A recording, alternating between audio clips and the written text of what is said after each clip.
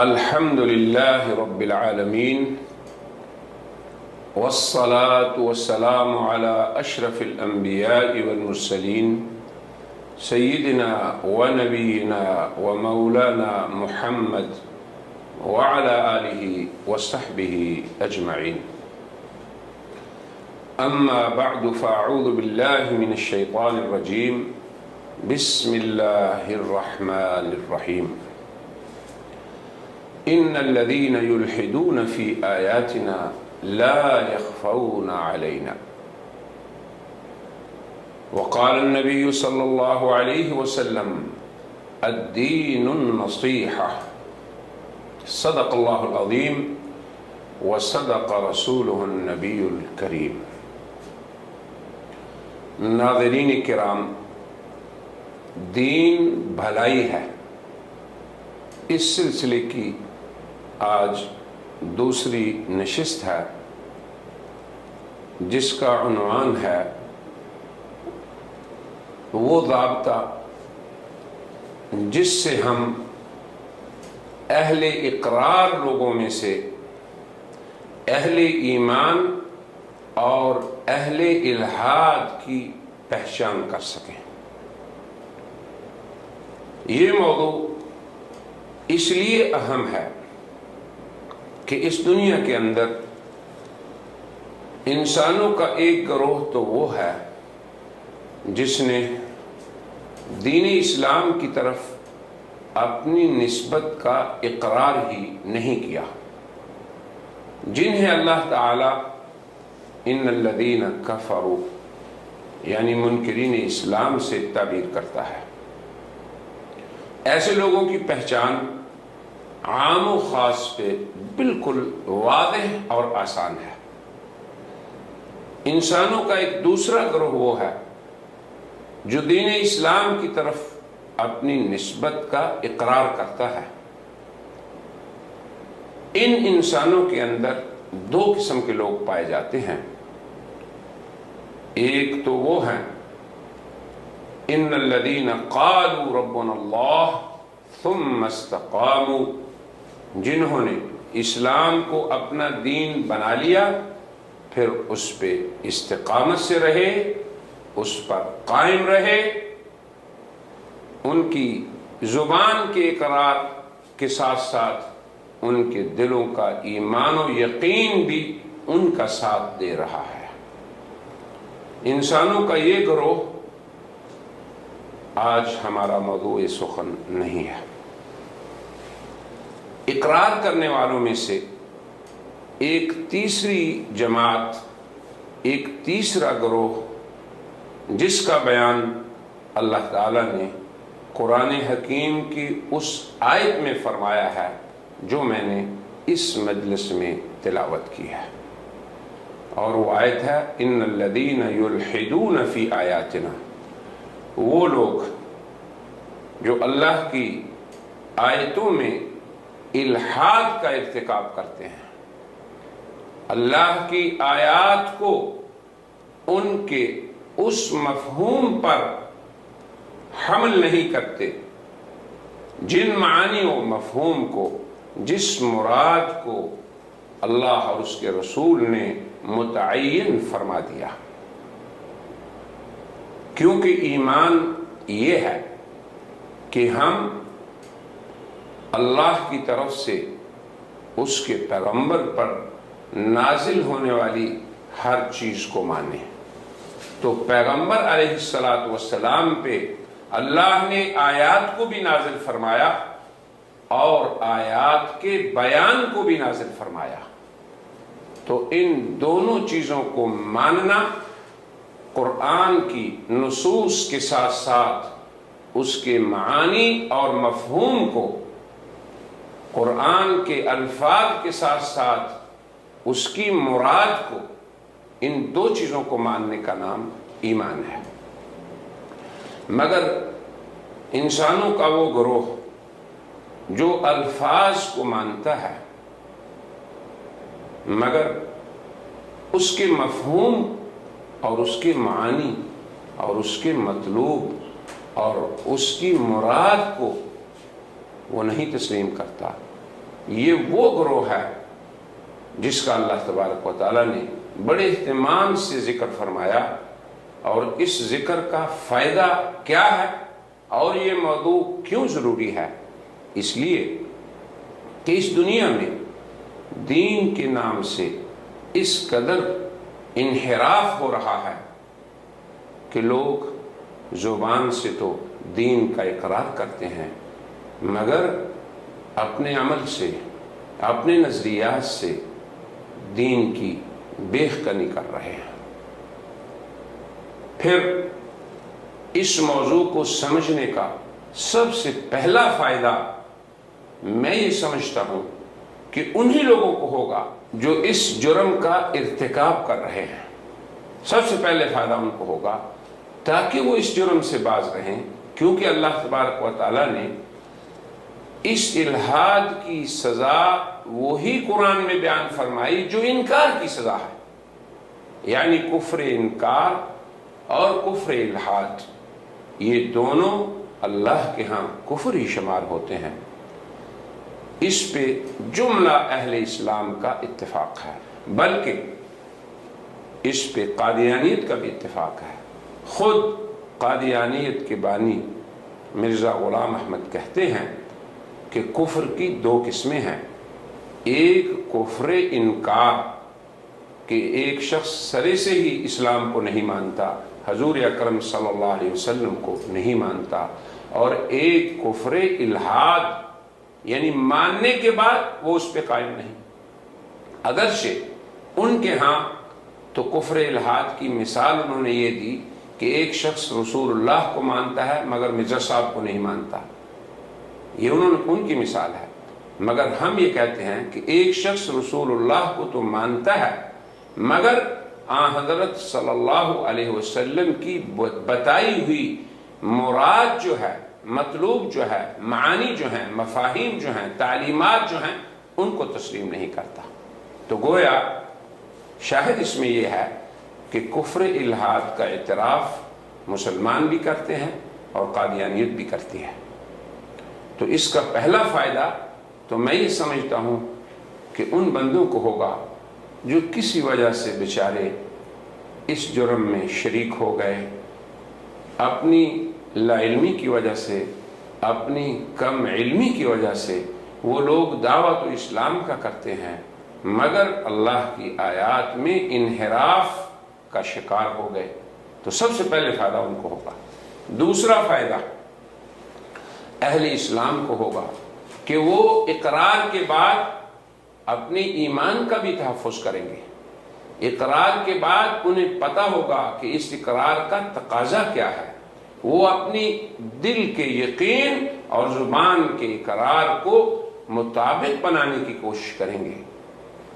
تو دوسرا فائدہ اہل ایمان کو ہوگا۔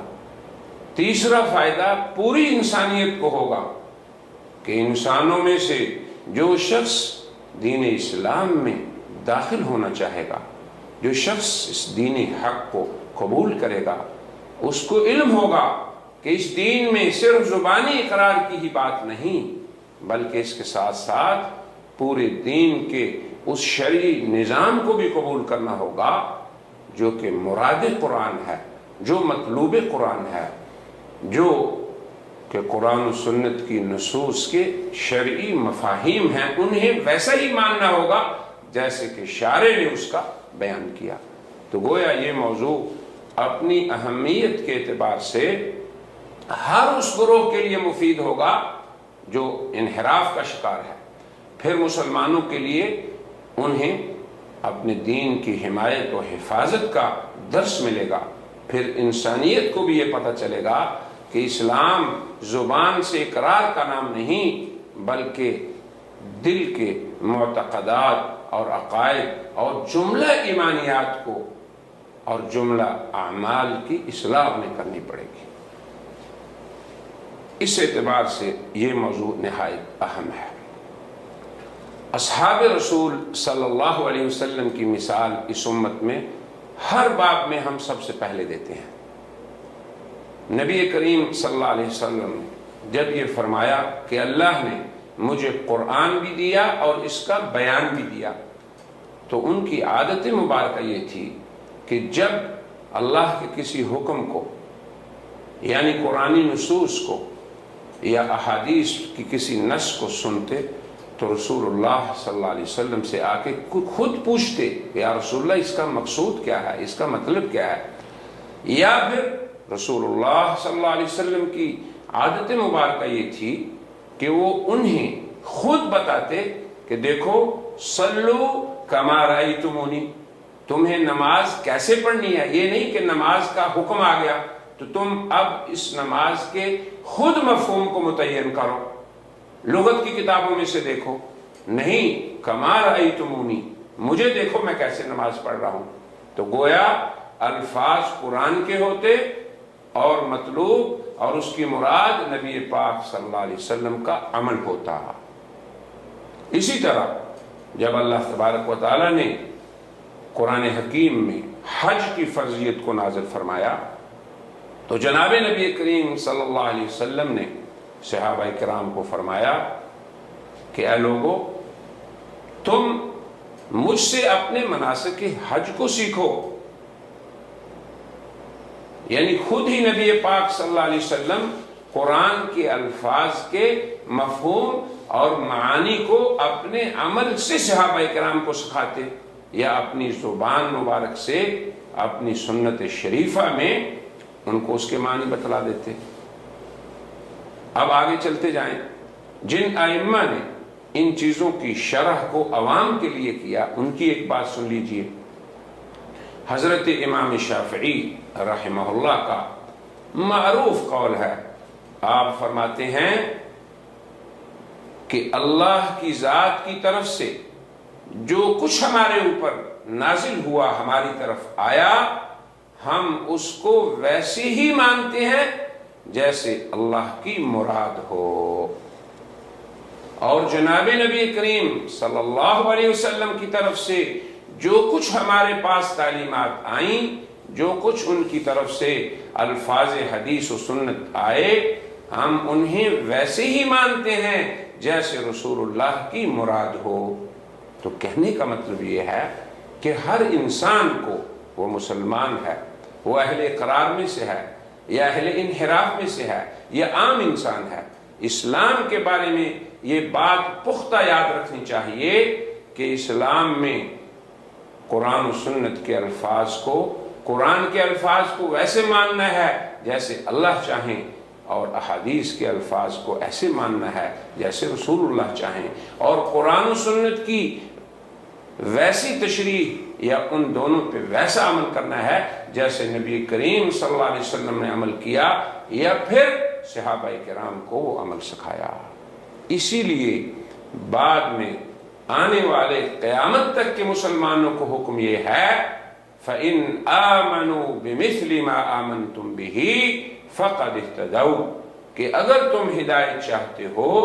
تو تم ویسا ایمان لاؤ جیسے صحابہ ایمان لائے۔ یہ بات کیوں ہے؟ یہ کیوں نہیں کہا کہ تم ویسا ایمان لاؤ جیسے اللہ چاہتا ہے، جیسے رسول چاہتا ہے؟ اور اللہ رسول کیا چاہتے ہیں کہ تم ویسا ایمان لاؤ جیسے صحابہ چاہتے ہیں، یعنی گویا اسلام کے اندر عملی نمونہ جو ہے سامنے رکھنا یہ نہایت ضروری ہے۔ الفاظ کی بات نہیں ہو رہی بلکہ الفاظ پہ عمل کی بات ہو رہی ہے۔ تو گویا ہمارے دین کے اندر الفاظ کے ساتھ ساتھ اس کے معنی اور مفہوم کو ویسا ہی ماننا جیسے اللہ اور اس کا رسول چاہیں اور جیسا صحابہ کرام نے عمل کیا، یہ ہمارے اندر ایمان شمار ہوتا ہے۔ اب اس کی ہم مثال بھی اگر دینا چاہیں تو اس کی مثالیں بھی ہمارے سامنے ہیں۔ قرآن حکیم نے ہمیں یہ بتایا ما کان محمد ابا احد من رجالکم ولکن رسول اللہ وخاتم النبیین، اس میں رسول اللہ صلی اللہ علیہ وسلم کو خاتم النبیین قرار دیا گیا۔ اب ہم لغت کا سہارا لیں یا ہم سلف کی تشریح کا سہارا لیں یا ہم اپنی تحقیق کے اندر الجھیں تو سب میں ہمیں یہی ملے گا کہ خاتم کا معنی آخر النبیین ہے۔ مگر اگر کوئی شخص اس کو کسی اور معنی پہ استعمال کرتا ہے کہ مجازاً اس کو خیر کے لیے بھی استعمال ہوا ہے، افضل کے لیے بھی استعمال ہوا ہے، اور پھر وہ اس لفظ کو جو کبھی مبالغے کے طور پہ کبھی مجاز کے طور پہ استعمال ہوا، اس کو پھر اصلی معنی بتا کے یہ کہہ دے کہ نہیں حضور تو افضل نبی ہیں، پھر اسی کو اپنا اعتقاد بنا لے۔ اب بات یہ آئے گی کہ ہمیں نصوص قرآن کو، الفاظ سنت کو جب ویسے ماننا ہے جیسے رسول اللہ چاہیں گے، تو ہم نے تو ایسا نہیں مانا، ہم نے تو ایسا مانا جیسا ہم چاہتے ہیں، تو پھر نبی کریم صلی اللہ علیہ وسلم کی طرف ہم رجوع کرتے ہیں۔ تو آپ فرماتے ہیں خاتم النبیین کی شرح میں لا نبی بعدی۔ اب یہاں خود ہی معنی تعین ہو گیا، جب نبی نہیں تو آپ آخری نبی ہیں۔ یہ ایک مثال میں نے دی ہے۔ قرآن حکیم کے اندر اللہ تبارک و تعالیٰ نے جب ہمیں حکم دیا کہ ہم نماز پڑھیں، تو نماز کا معنی لغت میں دعا ہے۔ ہم کہیں نہیں جی ہم دعا کرتے رہتے ہیں، تو یہی نماز ہے، مگر اللہ کے رسول نے نماز کی پوری تشریح بیان کی۔ پھر اگر قرآن میں اللہ ہمیں کہتا ہے کہ تم حج بیت اللہ کرو، تو ہم کہیں کہ ہم نے زیارت کر لی اور واپس چلے جائیں، مگر اللہ کے رسول نے ارشاد فرمایا کہ تم اپنے مناسک حج مجھ سے سیکھو، یعنی جس طرح میں مختلف مراحل سے مختلف مناسک کو ادا کر کے گزرا ہوں، تم سب کو اسی سے گزرنا ہوگا، تو یہ تمہارا حج ہو جائے گا۔ تو یہ میں نے اس لیے مثالیں دی ہیں تاکہ ہمیں یہ سمجھ آ جائے کہ قرآن حکیم کی نصوص کو اور آیات کو اگر ہم اسی معنی میں لیں گے اور اسی معنی میں ہمارا عقیدہ ہوگا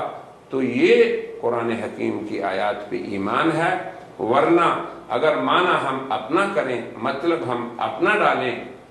اور پورے اس سلسلے کو جو صحابہ سے شروع ہو کے ہم تک آج تک پہنچا ہے اس کو بیچ میں سے منقطع کر دیں، تو اسے اللہ تعالی نے فرمایا ان الذین یلحدون فی آیاتنا، جو لوگ ہماری آیتوں کو الٹے معنوں پہ،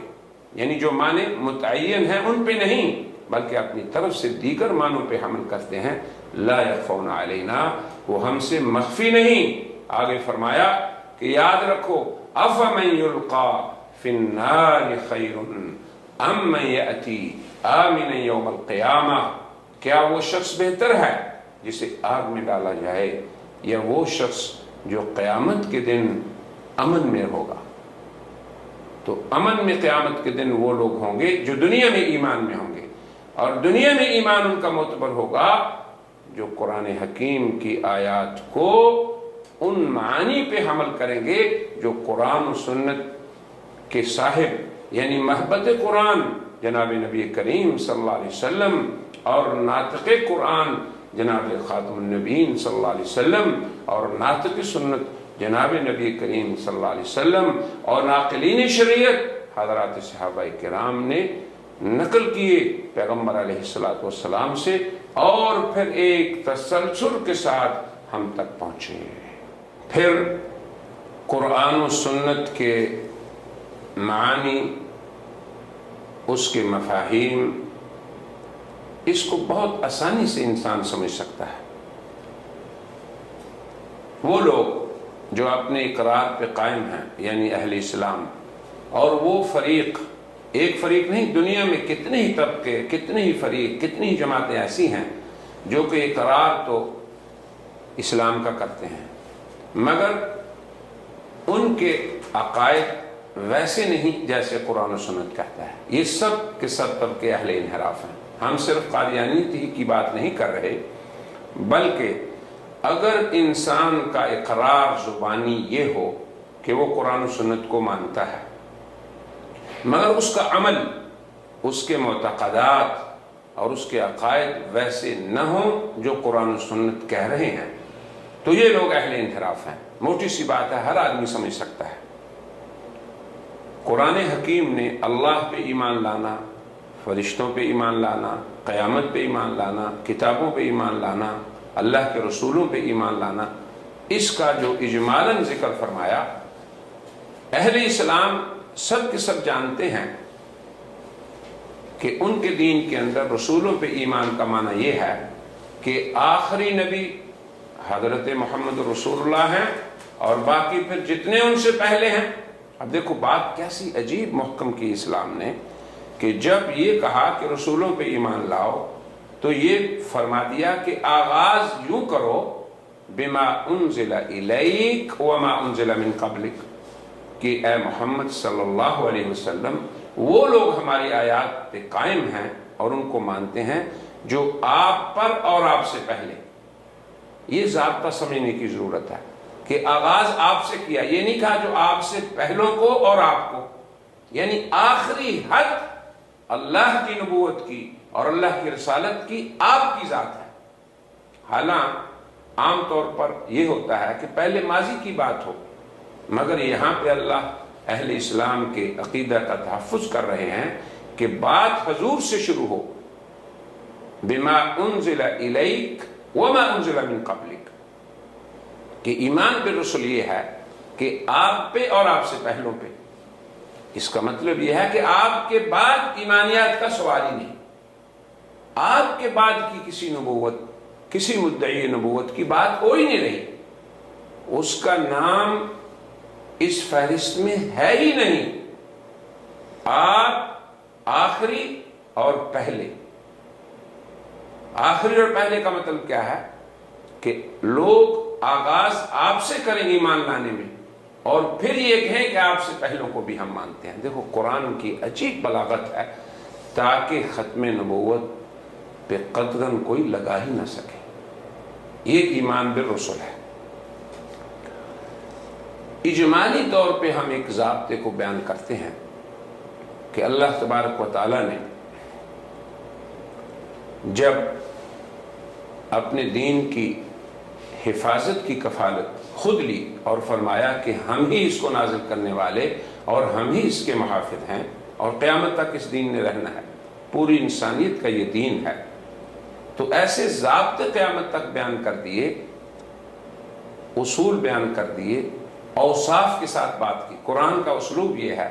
کہ وہ نام نہیں لیتا، اوصاف کو بیان کرتا ہے. اہل ایمان کا وصف یہ ہے کہ وہ یہ کرتے رہیں گے. اہل اجتہاد کا وصف یہ ہے کہ ان کا یہ ذمہ داری ہوگی. اہل حدیث جو حضور کی احادیث کو جمع کرتے ہیں ان کا کام یہ ہے کہ وہ یہ کریں گے. یعنی اللہ تبارک و تعالیٰ نے نام نہیں لیے، صفات کو بیان کیا. ایسے ہی اہل استقامت کون ہیں؟ ان الذین قالوا ربنا اللہ ثم استقاموا، کہ وہ لوگ اللہ تبارک و تعالیٰ کی آیات پہ جب انہوں نے ایمان کا اقرار کر لیا تو پھر اس پہ قائم رہے. اب قائم نہ رہنے والے کون ہیں اس کا بھی ضابطہ بتا دیا. نام نہیں لیا کہ فلاں طبقہ، فلاں قبیلہ، فلاں قوم، فلاں جماعت. فرمایا وہ لوگ سارے کے سارے، کتنی جماعتیں ہوں، کتنے طبقے ہوں، جو پیدا ہوئے ماضی میں یا آج ہیں یا مستقبل میں پیدا ہوں گے، ان سب کا ایک ہی وصف کیا کہ اگر وہ لوگ ہماری آیات کی وہ معنی اور مطلب نہیں لیں گے جو ہم نے مقرر کیے ہیں تو یہ سب کے سب ایک ہی گروہ میں شمار کیے جائیں گے، اور اس گروہ کا نام ہوگا ملحدین، اللہ کی آیات کو ان کے الٹے معنی پہ حمل کرنے والے. کوئی بھی فریق ہو، قادیانیت ہو، غیر قادیانیت ہو، بہائیت ہو، منکرین ختم نبوت ہوں، منکرین حدیث ہوں، منکرین قرآن ہوں، کسی بھی اسلامی مسلمات میں سے کسی مسلم چیز کو اگر وہ نہیں مانیں گے تو یلحدون فی آیاتنا، اس وصف کے اندر وہ آ جائیں گے. اب اس وصف سے بچنے کا بھی آسان نسخہ ہے. اللہ تبارک و تعالیٰ نے جب اس دین کے تحفظ کی ذمہ داری دی، صحابہ کرام نے اس کو محفوظ رکھا، تابعین نے محفوظ رکھا، ائمہ مجتہدین نے محفوظ رکھا، محدثین نے محفوظ رکھا. اور مزے کی بات یہ ہے کہ دین کے اصول اور اجماعی مسائل کے اندر کبھی اس امت میں اختلاف نہیں، الحمدللہ، ورنہ ہوگا قیامت تک. اور فروع میں اگر اختلاف ہے تو اس کی گنجائش ہے، اس میں لڑنے مرنے کی بات ہی نہیں ہے. یہ کم علمی کی بات ہے کہ فروع کے اندر مسلمان ایسا جھگڑیں کہ انہیں اصول سمجھ لیں. تو بات اصول کی ہو رہی ہے، اور اصول پہ ہی فیصلہ اللہ تبارک و تعالیٰ کی طرف سے ہوتا ہے کہ یہ اہل ایمان ہیں اور یہ اہل الحاد ہیں۔ پہلا نقطہ تو یہ ہمیں سمجھنا چاہیے۔ پھر بات اگر ہم قادیانیت کی کریں تو بڑا ہی آسان نسخہ ہے کہ اہل اسلام بھی یہ مانتے ہیں کہ ہر دور میں مجدد آتے رہیں گے، اور مجددین کا کام کیا ہوگا؟ یہ بھی معروف ہے کہ مجددین اسی دین کے اندر جو چیزیں لوگوں پہ مختلط ہوں گی، التباس میں لوگ پڑ جائیں گے، مثلا سنت اور بدعت کے مقابلے میں بدعت کو لوگ اختیار کریں گے تو وہ سنت کو اس کی وضاحت کریں گے۔ بلکہ میں یہ سمجھوں گا کہ یہاں پہ مجددین کی فہرست کے اندر اگر ہم قادیانیت کی ہی فہرست کو بیان کریں اور ان کے کام کے اندر اگر ہم انہی کا حوالہ دیں تو یہ بات شاید قادیانیت کے وہ لوگ، وہ افراد جو بیچارے غلط فہمی سے اس جماعت کے اندر داخل ہیں، ان کے لیے ہمارا یہ قول نہایت مفید بھی ہو، اور ہماری غرض تو صرف اصلاح ہے، اور ہمارے اس سلسلے کا نام بھی دین نصیحت ہی ہے، تو ہم نصیحت اور بھلائی کی خاطر ہی چونکہ بات کر رہے ہیں، اس لیے ہم اسی بات کو نقل کرتے ہیں کہ قرآن و سنت کے الفاظ اور ان کے شرعی معنی و مفہوم کو جانچنے کا آسان طریقہ کیا ہے۔ اگر بات ایسی ہو جس پہ دونوں فریق مطمئن ہیں تو بہت ہی آسانی سے حق تک انسان پہنچ سکتا ہے۔ تو ہم بات انشاءاللہ ایسی ہی کریں گے۔ اہل اسلام اور ملت قادیانیت اس بات پہ دونوں متفق ہیں کہ ما انا علیہ واصحابی، نبی پاک صلی اللہ علیہ وسلم نے فرمایا کہ فرقہ ناجیہ وہ ہے جس پہ میں اور میرے صحابہ ہیں۔ ایک دوسری بات بھی ہم آسانی کے لیے کہہ دیتے ہیں، اور وہ ہے مجددین کا اس امت میں وجود۔ اس پہ بھی دونوں فریق متفق ہیں کہ اس امت میں مجدد آتے رہیں گے۔ مجددوں کا کام یہ ہوگا کہ وہ دین کی وضاحت کریں گے، بلکہ دین کو اس کی اسی نورانیت کی طرف لوٹاتے رہیں گے جو آن حضرت صلی اللہ علیہ وسلم نے پیدا فرمائی تھی۔ مجددین کی فہرست جو عسل مصفہ میں بیان ہوئی ہے، جس کے مؤلف ایک معروف قادیانی مولوی خدا بخش ہیں، وہ اس کے مقدمے میں یہ لکھتے ہیں کہ مجددین کا کام یہ ہے کہ وہ مردہ دین کو پھر سے زندہ کر دیں گے اور اس کی اصلی وہ شکل دکھائیں گے جو رسول اللہ صلی اللہ علیہ وسلم کی نفخ صور سے، یعنی آپ کی مبارک جد و جہد سے ہوئی تھی۔ تو گویا امت کو آن حضرت صلی اللہ علیہ وسلم اور صحابہ کرام کے دور کی طرف لوٹانا یہی تجدید ہے اور یہی مجددین کا کام ہے۔ پھر فہرست بھی ان کی سن لیں۔ اس فہرست کو مولوی خدا بخش نے مرتب کیا، اور یہ فہرست مرزا صاحب کے ہاں بھی معید ہے، کیونکہ جب وہ لکھتے تو اپنا لکھا ہوا روزانہ مرزا صاحب پہ پیش کرتے، اور کسی دن اگر وہ نہ پیش کرتے تو مرزا صاحب پوچھتے کہ مولوی صاحب آج کیا لکھا ہے۔ غرض ہماری صرف یہ ہے کہ اگر ہم یہ دیکھ لیں کہ جو چیز مرزا صاحب کی تعلیمات میں ہے اگر وہ مجددین نے کہا ہے تو پھر بات تو بن بھی سکے، اور اگر جملہ مجددین نے وہ ایک بھی کام نہیں کیا جو مرزا صاحب نے کیا ہے تو نہ مرزا صاحب مجدد رہے اور نہ ہی ان کی تعلیمات تجدیدات کہلا سکتی ہیں، بلکہ عین وہ تحریفات ہیں۔ مجددین کی فہرست جو ہے صدی وار، وہ اصل مصطفیٰ میں یوں ہے: پہلی صدی کے مجددین عمر بن عبدالعزیز، سالم، قاسم، مکحول۔ پھر دوسری صدی کے مجددین میں امام شافعی، جن کا بھی ہم نے پہلے ذکر کیا، امام احمد بن حنبل، یحییٰ بن معین۔ پھر تیسری صدی کے مجددین قاضی احمد بن شریح، ابو الحسن اشعری، ابو جعفر طحاوی۔ چوتھی صدی کے مجددین امام ابو بکر باقر لانی، خلیفہ قادر بخش عباسی۔